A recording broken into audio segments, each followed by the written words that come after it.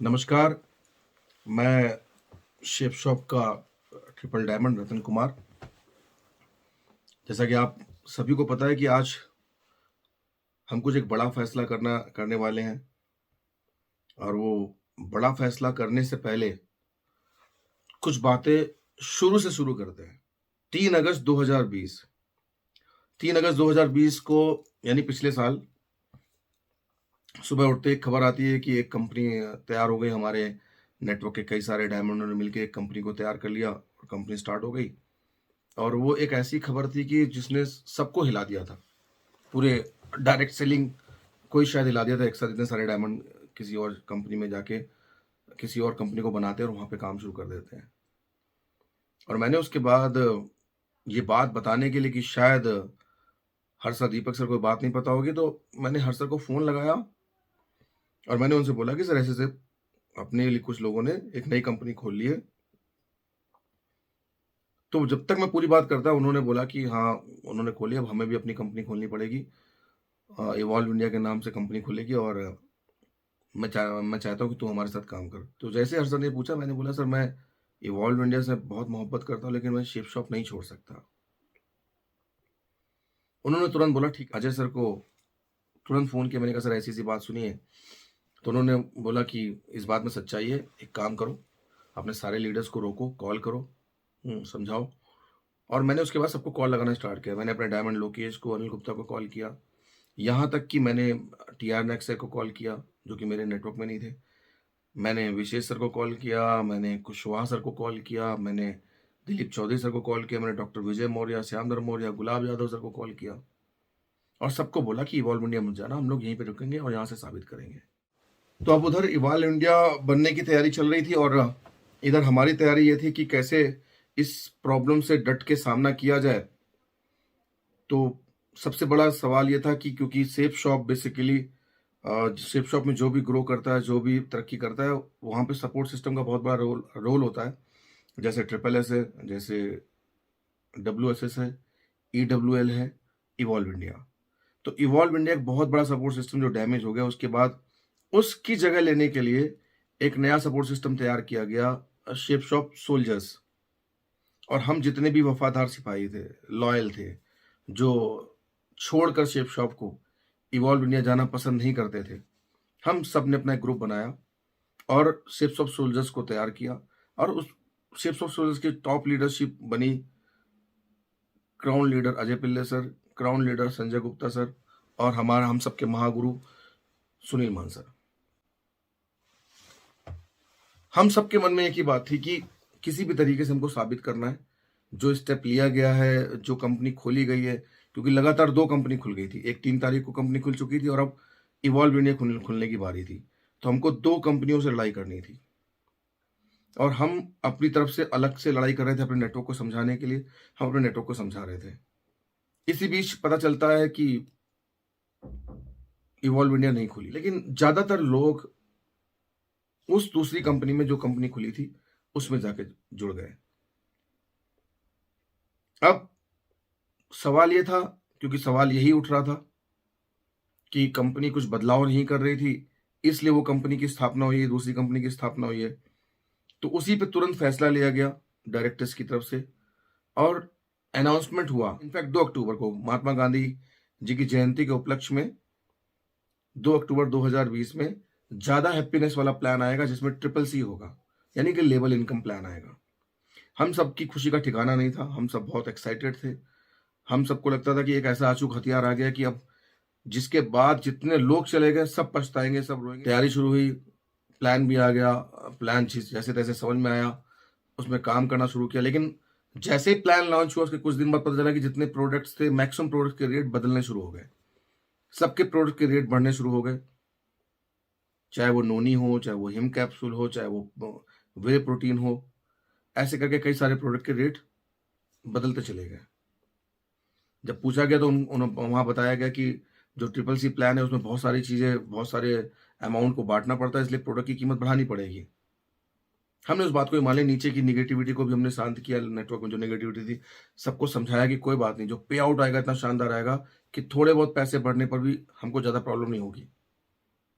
और पहला पे आउट आया भी एक अच्छा, मतलब हमको उम्मीद थी कि एक पे आउट ऐसा आना चाहिए कि एक बहुत बड़ा चेक बनना चाहिए, तो 1 करोड़ का चेक बना भी, और कुछ 20 लोगों के चेक ऐसे बने जो 12, 13, 15, 16, 20 लाख रुपए के चेक थे। लेकिन फिर दोबारा जब इसका शुरुआत हुई ट्रिपल सी की अगले पे आउट के लिए, तब समझ में आया कि जो पहला पे आउट बना, उसका रीजन ये था कि सबको अपनी आईडी की रीपर्चेजिंग करनी थी, और सभी ने एक साथ रीपर्चेजिंग करके अपना 6 महीने का आइटम एक साथ ले लिया था। अब जब 6 महीने की उनकी ऑलरेडी रीपर्चेजिंग हो गई, तो अगली बार ये समस्या आने वाली थी कि अगली बार अब वो रीपर्चेजिंग क्यों करेंगे। तो वैसा ही हुआ, अगली बार रीपर्चेजिंग नहीं हुई, और उसके बाद जो पे आउट था उसकी डेट बढ़ते बढ़ते 1 महीने, 1.5 महीने, डेट बढ़ते बढ़ते जो पे आउट 3 फरवरी को आना था, वो पे आउट 24 मार्च को आया। और जो पे आउट आया, उस पे आउट के बाद तो डिजास्टर हो गया। मतलब जिसने जो उम्मीद की थी, सबकी उम्मीद से अलग एक पे आउट आया। यानी कुल मिला के ट्रिपल सी का फॉर्मूला सक्सेसफुल नहीं रहा। अब लोगों को समझाना नीचे से, क्योंकि हम तो लॉयल बंदे थे, हम तो कुछ भी हो जाए सेफ शॉप छोड़ नहीं सकते थे, तो हमारा काम ये था कि हमको नीचे वाले लोगों को समझाना है। हम नीचे वाले लोगों को समझाते रहे। हमने कहा कोई बात नहीं, फर्स्ट परचेज पे काम करते हैं, हम ट्रिपल सी पे काम नहीं करेंगे, क्योंकि पहले फर्स्ट परचेज पे ही काम करते थे। फर्स्ट परचेज पे काम करना स्टार्ट किया। ऐसे करते करते करते करते वक्त निकल गया। 24 मार्च के बाद जब 7-8 महीने गुजर गए, तो हमको ये एहसास हुआ कि इवॉल्व इंडिया जब तक था, तो हर 1-2 महीने में कोई ना कोई इवेंट होते थे। हर 6 महीने में एक सक्सेस डे होता था। हर साल में कम से कम 2 बार बूट कैंप होता था। लेकिन पिछले 7-8 महीने से सिर्फ सॉफ्ट सोल्जर्स की तरफ से कोई भी एक बड़ा इवेंट नहीं हुआ। ऐसा नहीं कि कोरोना के चक्कर, कोविड के कारण इवेंट पॉसिबल नहीं थे। इवेंट पॉसिबल थे। बीच में एक ऐसा वक्त आया था कि इवेंट्स कर सकते थे, लेकिन फिर भी उस वक्त वो इवेंट्स नहीं किए गए। तब हमको समझ में आया कि कुछ भी हो, हर्ष बिल्ला, दीपक बिल्ला सर कैसे भी हो, एक काम किया, उन्होंने कंपनी नहीं खोली, तो चलो उनसे मिलते हैं। हमने उनसे मुलाकात की, तो पता चला कि कंपनी वो कभी नहीं खोलना चाहते थे। उनको प्रोवोक किया गया, उनको उकसाया गया। फैसला लेने के बाद भी उन्होंने अपना निर्णय बदला और कंपनी को फिलहाल शुरू नहीं किया, कंपनी को लॉन्च नहीं किया, पे आउट नहीं स्टार्ट किया। उन्होंने कंपनी को बीच में ही रोक दिया। मैंने TR. Nayak sir, Manoj Sharma sir ने आपस में डिस्कशन किया कि अगर जैसे कंपनी ने सबको माफ कर दिया है और वापस आ गए, ऐसे कंपनी हर सर दीपक सर को भी माफ कर दे। लेकिन सवाल फिर भी ये था कि भले ही आपको उकसाया गया, लेकिन आप बच्चे नहीं थे। आपको 20 साल की नेटवर्किंग का एक्सपीरियंस था। तो गलती तो आपसे हुई है। अब इस गलती का हमें जवाब दीजिए कि क्या कर सकते हैं उस नेटवर्क को, जो नेटवर्क बिल्कुल डाउन हो चुका है, नीचे काम नहीं हो रहा है, नेटवर्क में जान नहीं है, मोमेंटम नहीं है। सिर्फ एक नेटवर्क में नहीं, पूरे सोल्जर्स नेटवर्क में कोई भी काम नहीं हो रहा है। तो उसको कैसे वापस किया जाए? तो उन्होंने बताया कि एक काम करें, अगर मैम हमारी वापसी हो जाती है, तो हम एक फ्री का सक्सेस डे करेंगे। फ्री का, कोई पास नहीं होगा, आने जाने का उनका हिसाब किताब हम देखेंगे, और उससे पहले हम गाड़ी लेके हर स्टेशन पे जाएंगे, मुलाकात करेंगे। जहां जहां भी 50-50 लोग होंगे, 20 लोग होंगे, हम जाएंगे, मिलेंगे और सबको पास दे के आएंगे और मुलाकात करेंगे, मोटिवेशन की लहर दौड़ाएंगे। हम बड़े एक्साइटेड हो गए। हमने कहा लेकिन इसके अलावा, तो उन्होंने इसके अलावा एक जो खबर बोली, उससे कसम से बोला, दिल बड़ा गदगद हो गया। उन्होंने बोला कि जैसे जो ब्रॉन्ज बनेगा, क्योंकि दूसरी कंपनीज लीडरशिप प्रोग्राम बड़ा दे रही थी, एक दिन का बूट कैंप बड़ा चला रही थी, तो इन्होंने भी बोला कि जैसे ही कोई ब्रॉन्ज बनेगा, उसको 1 नाइट एंड 2 डेज का बूट कैंप मिलेगा लीडरशिप प्रोग्राम का, 4 स्टार होटल में। और वो कभी भी ब्रॉन्ज बन जाए, वो 1 साल में बने, वो 1 महीने में बने, वो 4 साल में बने, जिस दिन उसका ब्रॉन्ज कंप्लीट हो जाएगा, उसको 1 रात और 2 दिन का बूट कैंप मिलेगा दिल्ली में। और अगर वो सिल्वर बनता है, कभी भी बनता है सिल्वर, तो 2 रात और 3 दिन का गोवा ट्रिप उसको मिलेगा। यकीन मानिए, ये ऑफर सुनने के बाद हम तो बिल्कुल इस मुहिम में पागलों की तरह लग गए कि अब तो हर्ष बिल्ला, दीपक बिल्ला सर को लेके आना है। मकसद हर्ष बिल्ला, दीपक बिल्ला सर को लाना नहीं था। मकसद ये था, इनके आने से हमारे नेटवर्क में मोमेंटम आ जाएगा, जान आ जाएगी। और जो टारगेट, जो बात उन्होंने बोली है सिल्वर और ब्रांच को देने की, इसके बाद तो बाकी कंपनी के लोग भी वापस लौट के आएंगे, सबको डेंट लग जाएगा। हम मुहिम में लग गए, मैं, नायक दादा, मनोज शर्मा सर मुहिम में लगे कि इनको वापस लेके आना है, वापस लेके आना है। और धीरे-धीरे हर एक डायरेक्टर, क्योंकि कोई भी तैयार नहीं था हर्ष सर, दीपक सर को लाने के लिए। कोई भी मिलने नहीं आता था। सबसे पहले पहल हमने की, मुलाकात की और हमने एक मेल-जोल बढ़ाने की कोशिश की, जो एक बॉन्डिंग बनाने की कोशिश की कि सब धीरे-धीरे हर्ष सर को लाने की मुहिम में शामिल हो जाएँ। हुआ भी यही। धीरे-धीरे, धीरे-धीरे लगभग 90% लोग तैयार हो गए। अब बारी थी अजय सर की, क्योंकि अजय सर तैयार नहीं थे। फिर अजय सर को समझाया गया तो अजय सर ने बोला कि मैं अपने ईगो को साइड करता हूँ। अगर बात लोगों के टारगेट की है, बात लोगों के अचीवमेंट की है, बात लोगों के लिए कुछ करने की है, तो ईगो साइड करता हूँ, इनको वापस लाओ और इनको ये टारगेट देना चाहिए। अब हम डायरेक्टर्स के पास गए। उसी दौरान कंपनी पे एक इन्वेस्टिगेशन चल रहा था, एक इंक्वायरी चल रही थी और जैसे हम सिद्धार्थ सर के पास गए और उनको अपनी प्रॉब्लम बताई। हमने सोचा था कि पहले हम डायरेक्टली हर्ष सर की बात नहीं करेंगे, क्योंकि कंपनी एकदम से नहीं मानेगी। पहले हमको अपनी प्रॉब्लम बतानी है। तो जैसे सिद्धार्थ सर के पास गए, उन्होंने हमारी प्रॉब्लम सुनी कि ये प्रॉब्लम चल रही है, उनके घर में ये दिक्कत है, इधर ये दिक्कत है, लोगों की कार की ईएमआई नहीं भरी जा पा रही है, सब जगह प्रॉब्लम से गुजर रहा है पूरा नेटवर्क। उन्होंने बोला, एक बात बोली कि इस वक्त हमारा बड़ा टफ टाइम चल रहा है, हमारे ऊपर एक इन्वेस्टिगेशन चल रही है और इन्वेस्टिगेशन में डेली हमको कुछ ना कुछ रिपोर्ट भेजनी पड़ती है। एक बहुत टफ टाइम है, हम खड़े हैं, बाकी आप लोग देख लो। मैंने एक सवाल पूछा सर से कि सर आपने कंपनी टारगेट भी बंद कर दिया है, क्या वो आगे चलेगा? तो उन्होंने बोला अगले 1.5-2 साल तक तो कंपनी टारगेट नहीं चलेगा। और हमने बोला कि सर कंपनी टारगेट तो ऑलरेडी दूसरी कंपनियां चला रही हैं, अब उनके उनके सामने हमारे बंदे फाइट कैसे करेंगे सर? वैसे ही ट्रिपल सी सक्सेसफुल नहीं रहा, फ्लॉप हो गया, अब उसके कंपनी टारगेट भी आ जाएगा सर, तो फाइट कैसे करेंगे? लोग तो छोड़ के जाएंगे। तो उन्होंने बोला ट्रिपल सी तो आप लोगों ने जिद की थी, लेवल प्लान तो अब लेके आ गए, अब आपको पसंद ही नहीं आया। तो मैंने कहा सर प्रोडक्ट की कीमतें इतनी ज़्यादा हो गई तो लोग प्रोडक्ट कहाँ से खरीदेंगे? तो उन्होंने बोला कि हम ट्रिपल सी पे सोच रहे हैं, कि हम ट्रिपल सी को चेंज करने की सोच रहे हैं। ये बात यहाँ से हुई और हम लोग वहाँ से निकल गए। हम वहाँ से निकले तो हरीश सर के पास गए। हमने सोचा, मैं, Manoj sir, Ajay sir, Panda sir, T R. Nayak sir, R K. Singh sir, Shanta Sheelan sir, Kushwaha sir, हम सारे लोग गए और वहाँ बैठ के सोच ही लिया था कि अब अगर कंपनी को अपने लेवल पे कुछ नहीं कर सकती हमारे लिए, तो कंपनी इतनी इजाज़त दे दे कि वो हर्ष बिरला, दीपक बिरला सर को लेके आ रहे हैं। और हर्ष बिरला, दीपक बिरला सर अगर आएँगे तो वो जो टारगेट है, जो ब्रॉन्ज और सिल्वर का टारगेट है, वो मिल जाएगा, अचीवमेंट, तो काम हो जाएगा। हमने मनोज सर ने हरीश सर को सीधे बात बोली कि सर हर्ष सर, दीपक सर को ले आइए, सपोर्ट सिस्टम की बड़ी कमी महसूस हो रही है, काम नहीं हो पा रहा। पिछले 8 महीने से रिजल्ट बहुत डाउन है। इतना पूरे कभी इवॉल्व इंडिया के टाइम पे कभी डाउन नहीं रहा। हरीश सर शॉक्ड हो गए, बोला तुम लोग उनको लाने की बात कर रहे हो, ये तो पॉसिबल ही नहीं है। फिर वहां पे बोला गया कि सर आप उन दोनों लोग को मत देखिए, 5000 जिंदगियां देखिए, 5000 परिवारों की जिंदगियां देखिए। आप उनको देखेंगे तो उनको लेके आ जाएंगे।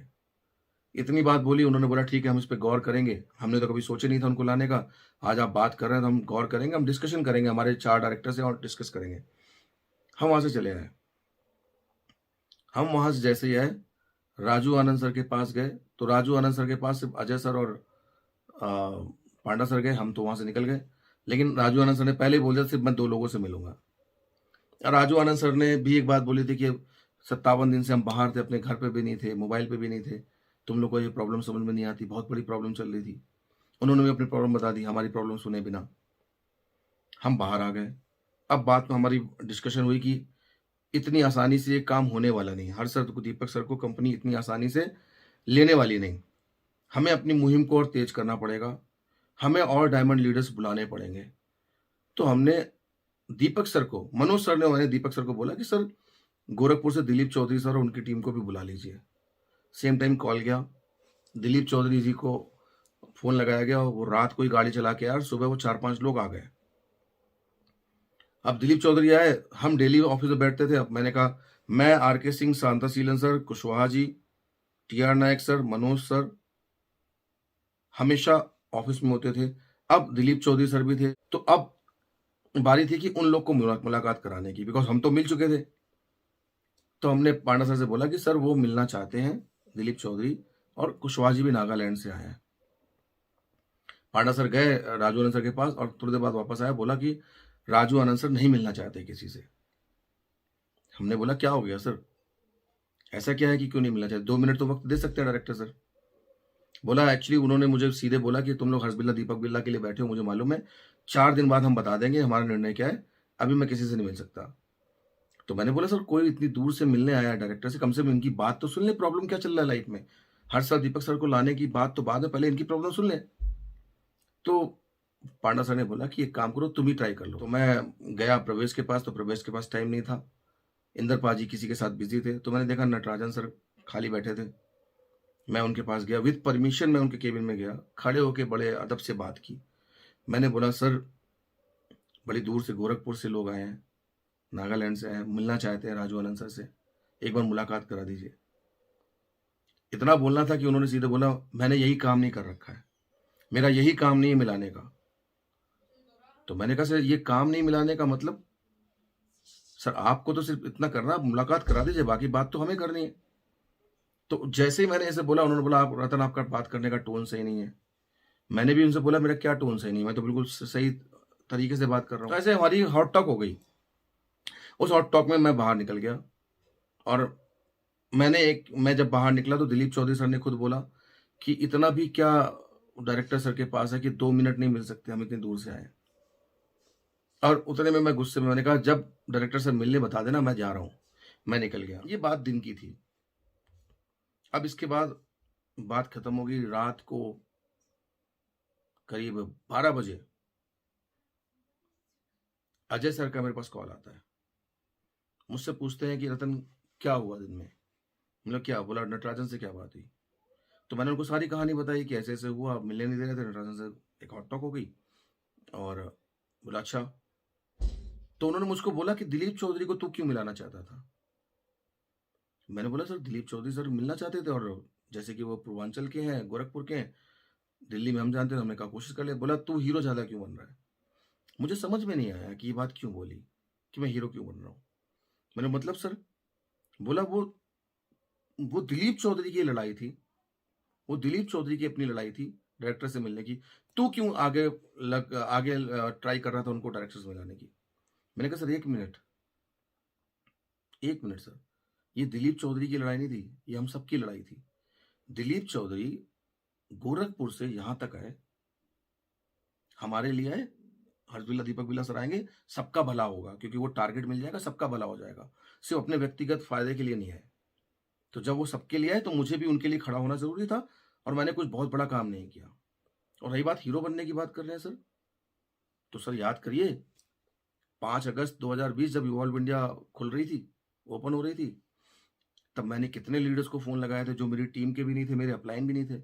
मैंने नायक दादा को फोन किया था, मैंने विशेष सर को कॉल किया था, मैंने पांडा सर को भी कॉल किया था, मैंने गुलाब यादव सर को कॉल किया था, मैंने दिलीप चौधरी सर को कॉल किया था, मैंने मैंने कुशवाहा जी को कॉल किया था, मैंने बहुत सारे लीडर्स को कॉल किया था और बोला था इवॉल्व इंडिया मत जाना। तब आपने ये क्यों नहीं बोला था कि हीरो क्यों बन रहा है। तब आपने क्यों नहीं बोला था कि ये तेरी अपनी लड़ाई है, उनको क्यों फोन कर रहा है। तब तो आपने बोला था कि तू मेरा सबसे वफादार है, सबसे लॉयल है। और आज जब इस मुहिम पे हम सब एक साथ लड़ रहे हैं, और मैंने अगर दिलीप चौधरी सर को मिलाने की कोशिश की, तो हीरो बनने वाली बात कहां से आ गई। आज भी लॉयल्टी की बात है, अपनी मुहिम के प्रति लॉयल्टी हमारी वफादारी है। फिर उन्होंने बोला कि तू बहुत बड़ा हितैषी बन रहा है हर्ष बिरला दीपक बिरला सर का। मैं मतलब सर, नहीं तू बहुत हितैषी बना। मैंने कहा अगर हितैषी बन रहा होता तो मैं तो आज से 1 साल पहले 2000 जब 3 अगस्त 2020 में कॉल आया था इवॉल्व इंडिया ज्वाइन करने के लिए, मैं तो तभी ज्वाइन कर लेता। मैं तो हितैषी नहीं था, मैं तो हितैषी अपने शेप शॉप का था। तो उन्होंने मुझसे बोला कि ये लोग तुम्हें क्या दे रहे हैं। मैंने देखो सबसे बड़ा फायदा तो सर ये हो रहा है कि ये लोग ब्रॉन्ज में एक बूट कैंप दे रहे हैं, और सिल्वर में 2 रात का और 3 दिन का बूट कैंप गोवा का दे रहे हैं। अगर ये चीज चलन में आ जाएगी तो हम बड़े अच्छे से प्रमोट कर सकते हैं, और नीचे नेटवर्क में बड़ा मोमेंटम आ जाएगा। बोला चल ये नहीं आ रहे, अब ये टारगेट मैं तुझे दूंगा, तेरे बंदों को मैं दे दूंगा। तो मैंने बोला मतलब, बोला इनको भूल जा, मैं तेरे बंदों को दे दूंगा ये। तो मैंने एक बात पूछी, मैंने कहा सर अगर आप दे सकते थे तो आज से 6 महीने पहले क्यों नहीं, आज क्यों बोल रहे हैं। तो उन्होंने बोला कि अच्छा अब ये पूछेगा, आज क्यों नहीं? अगर आज दे रहा हूँ तो क्या दिक्कत है? मैंने कहा नहीं, सवाल तो पूछूँगा सर। कल तक आप बोल रहे थे कि रतन अगर हर्ष बिल्ला, दीपक बिल्ला नहीं आए तो हमारी सबसे बड़ी हार होगी। और जब 80% काम कंप्लीट हो चुका था कि लगभग उनका आना तय था, तो आज आप अचानक बोल रहे ये लोग नहीं आएँगे और मैं दे दूँगा। तो मैं इसको क्या समझूँ सर? क्या कोई पॉलिटिक्स हो गई?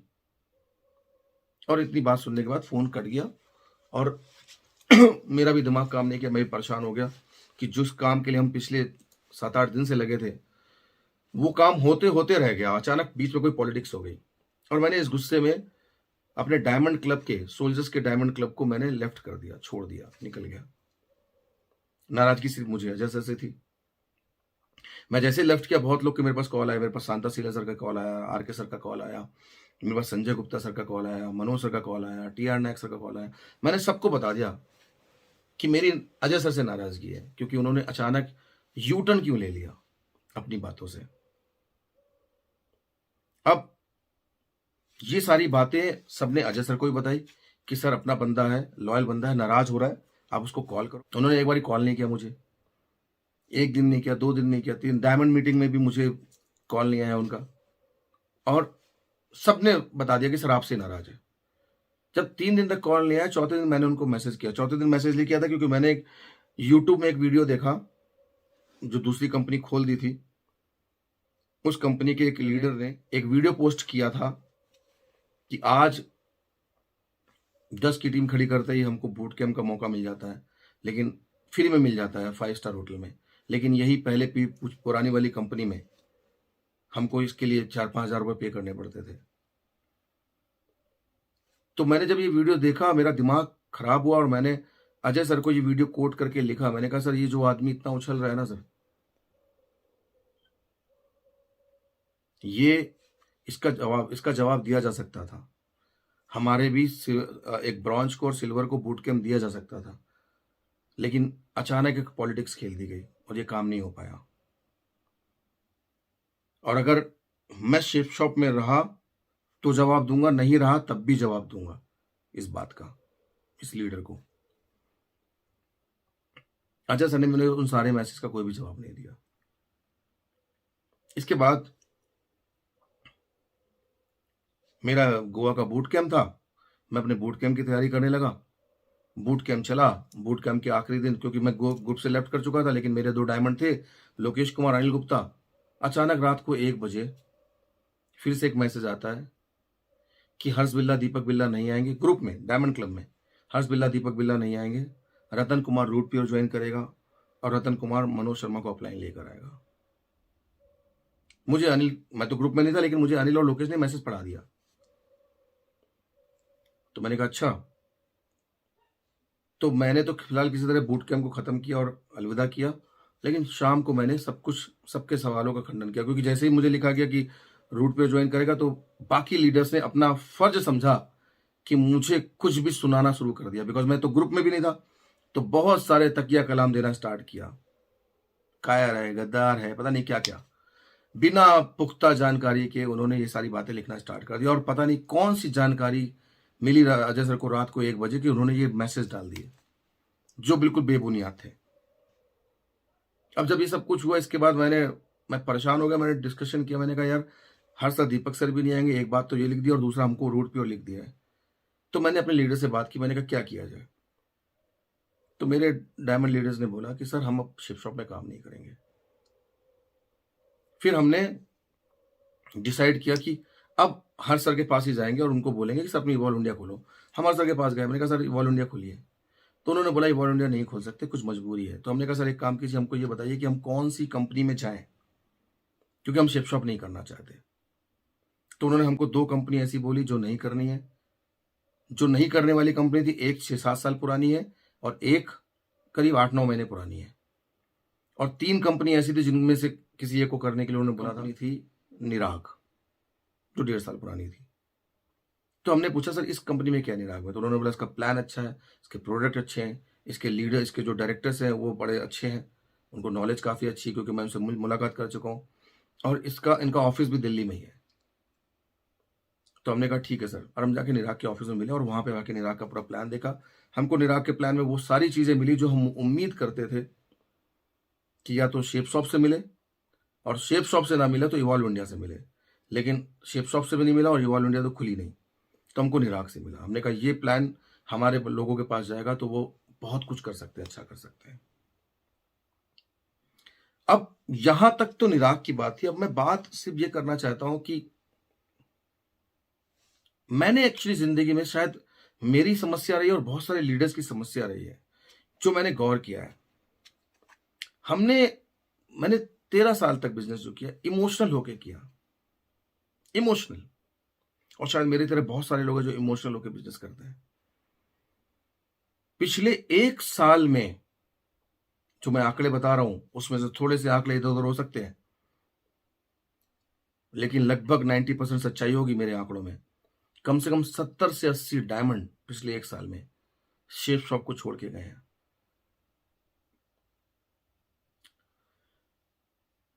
हम इमोशनल होते हैं जब हमारे नेटवर्क से कोई एक भी सिल्वर गोल्ड जाता है ना, वो हमारा इमोशंस होता है, हमारी बॉन्डिंग होती है, जो हमको रात भर परेशान करती है कि मेरे नेटवर्क का एक व्यक्ति दूसरी कंपनी में कैसे जा रहा है, दूसरी जगह पे कैसे जा रहा है। हम पूरी ट्राई करते हैं, पूरी कोशिश करते हैं काउंसलिंग करने की, उसको समझाने की, और उसके बाद भी समझ जाए तो अच्छी बात, नहीं समझता तो ये इस बात का मलाल नहीं रहता कि हमने कोशिश नहीं की।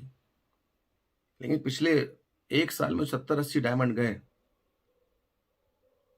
किसी पे भी वापस बुलाने की कोशिश नहीं की गई। मैं किसी और की बात क्या करूं,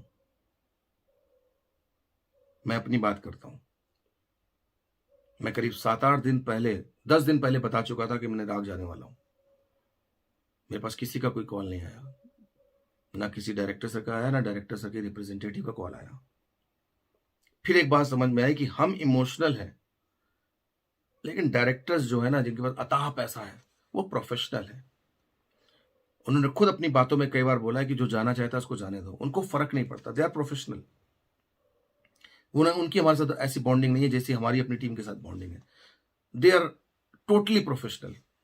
आज मुझे समझ में आता है कि क्या बड़ा आदमी बनने के लिए, बड़ा बिजनेसमैन बनने के लिए सिर्फ प्रोफेशनल होना बहुत जरूरी है, और इमोशनल वाला शब्द एक अच्छे बिजनेसमैन के डिक्शनरी में होना ही नहीं चाहिए। अगर ये है तो शायद ये बहुत बड़ी गलती हमने की, क्योंकि हमने पूरे 12-13 साल इमोशनल होके काम किया, और हम ये सोचते रहे कि मेरे जितने भी प्रमोशन हो रहे हैं, सिल्वर से गोल्ड से pearl topaz, diamond, double diamond, triple diamond, ये इमोशंस के कारण हो रहे हैं, हमारी टीम की बॉन्डिंग के साथ हो रहे हैं। लेकिन आज पता चला जाके नहीं, बिजनेस इमोशन से नहीं होता, बिजनेस प्रोफेशन से होता है। और जो प्रोफेशनली साउंड होते हैं उनके लिए इमोशंस की कोई जगह नहीं होती। इसीलिए पिछले 1 साल में 70 से 80 डायमंड चले गए, और भी बहुत लोग लाइन में जो जाने वाले हैं। और बात करते हैं लॉयल्टी की। मैंने बहुत वफादारी दिखाई है, इस कदर दिखाई है कि आप मेरे फेसबुक चैनल पे जाएं तो हर दूसरे तीसरे दिन शेप शॉप का कुछ ना कुछ वीडियो डालता था। मैंने शेप शॉप के लिए बहुत वीडियो बनाए भी हैं।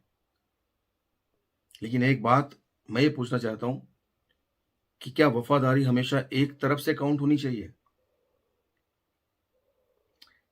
मैं झंडा लेके खड़ा हूं और बोलता हूं कि मैं मरता मर जाऊंगा, मैं अपनी संस्था के झंडे को गिरने नहीं दूंगा।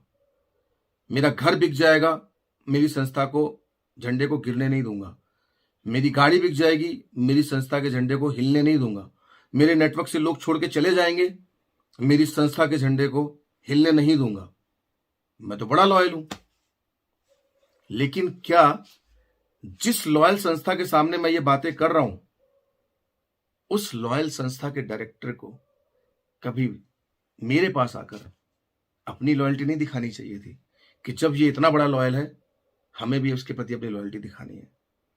वहां चूक हो गई, लॉयल्टी नहीं दिखाई गई, बहुत सारी बातें की गई, पूरी नहीं की गई।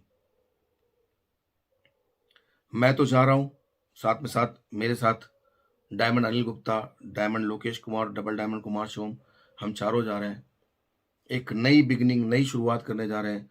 पीछे बहुत कुछ सीखने को मिला है शेप शॉप से, बहुत कमाया है शेप शॉप से, बहुत अर्जित किया है। मुझे नहीं पता, पहली बार मैं कोई कंपनी छोड़ के कहीं जा रहा हूँ, तो मुझे नहीं पता कि ये दुःख का समय है या खुशी का वक़्त है। क्योंकि दुःख इस बात का है कि मैं 12-13 साल जहाँ पे कंपनी में काम किया वो छोड़ के जा रहा हूँ, और खुशी का विषय ये है कि मैं एक नई शुरुआत करने जा रहा हूँ।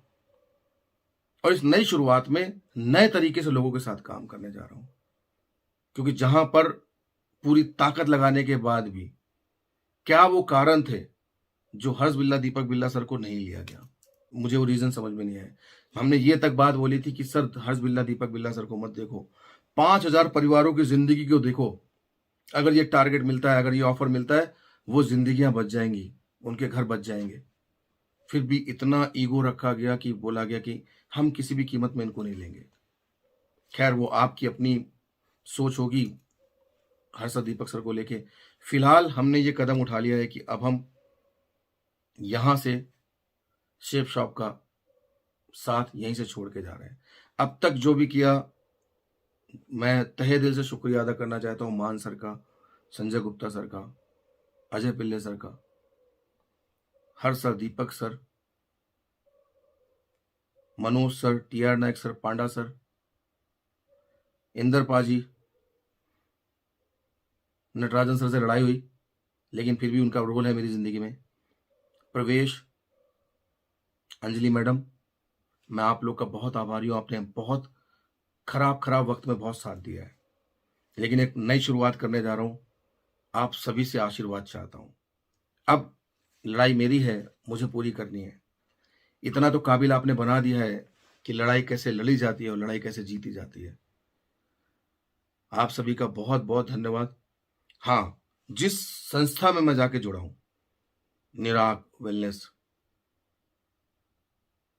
वो संस्था में जो प्रोडक्ट है, प्लान है, जो नीयत है, जो नियति है, वो इतनी शानदार है कि जिस दिन हम लोग प्लान देखने गए थे, सिर्फ हम एक खाना पूर्ति करने गए थे।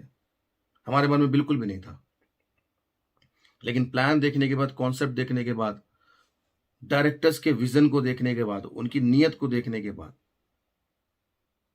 हमें समझ में आया कि यहाँ से काम किया जा सकता है और यहाँ से लोगों के साथ मिलके आगे बढ़ा जा सकता है और लोगों को आगे बढ़ाया जा सकता है। बस अंत में इतना बोलना चाहता हूँ कि जो भूल चूक हुई हो, क्योंकि मुझे पता है जब मैंने पहली बार कोई नेटवर्क मार्केटिंग कंपनी को स्विच किया है, यहाँ से कहीं जा रहा हूँ, मुझे नहीं पता था कि क्या एक्सपीरियंस होता है। मैं आपके सामने एक एक्सपीरियंस रखता हूँ। बहुत लोग ऐसे हैं दूसरी कंपनी के जो साथ में आ गए, बहुत अपने लोग हैं जो आज भी वो झंडा लेके खड़े हैं। मैं उनको गलत नहीं बोलता, हम ही ने सिखाया है, हम ही ने बताया है। इतनी जल्दी उनको कहाँ से समझ में आएगा? लेकिन जो भी कर रहे हैं वो हमारे साथ हैं या नहीं है, जो हमारे साथ होकर दूसरी कंपनी में जा चुके हैं, जितने लोग भी हैं, उनका मेरी ज़िंदगी में हमेशा बहुत बड़ा किरदार रहा है। आज जितने भी मैंने तरक्की की है, उसमें वो बराबर के हिस्सेदार हैं। तो आप जहाँ भी हैं, जैसे भी हैं, आप तरक्की करें। बस इतना बताना चाहूँगा अंत में कि मेरे पास भी करीब 20 से 25,000 का बैलेंस, एक आईडी से ट्रिपल डायमंड, एक आईडी से डायमंड, और आईडी का प्लेसमेंट ऐसा था कि कहीं-कहीं पर एक सिंगल फुल सेल से 3,000 तक का चेक बनता था। फिर भी अगर आज सेफ शॉप छोड़ना पड़ रहा है, सिर्फ उसका कारण ये था कि नीचे से लोग जा रहे थे, नीचे से लोग दूसरी कंपनियों का दामन थाम रहे थे, और उस मर्ज की दवा भी ढूंढ ली थी हमने, और उस मुहिम पे लगे थे कि अगर वो काम हो जाता है, ब्रॉन्ज और सिल्वर वाला काम हो जाता है, तो हम सारे लोगों को रोक सकते हैं, बल्कि और दूसरी कंपनी के लोग भी हमारे पास आ सकते हैं। लेकिन वो काम होते होते रुक गया, एक पॉलिटिक्स खेल दी गई, और उसके बाद लगा कि जहाँ पर पॉलिटिक्स है वहाँ बिजनेस नहीं हो सकता, इसलिए सेफ शॉप को अलविदा करना पड़ रहा है। और आप इसके बावजूद अगर आप कुछ भी सोचना चाहें मेरे बारे में, कुछ भी अपनी टिप्पणी देना चाहें, वो आपकी मर्ज़ी है। इन्हें याद आती हैं कि कुछ ना कुछ तो होंगी ज़रूर उसकी मजबूरियाँ, वरना यूं ही कोई बेवफा नहीं होता। अगर आपको लगता है कि बेवफाई कर दी, कुछ गलत कर दिया, तो मजबूरी मैंने आपके सामने रख दी है। अगर हो सके तो इसको समझने की कोशिश कीजिएगा। अब आगे सफ़र की शुरुआत निराग परिवार के साथ शुरू करने वाले हैं। बस आप सबका आशीर्वाद ज़रूरी है, क्योंकि ज़िंदगी में काफ़ी आगे तक आपने पहुँचाया, अब उसके आगे निराग परिवार के ज़रिए पहुँच रहे हैं। Thank you so much. Thank you all.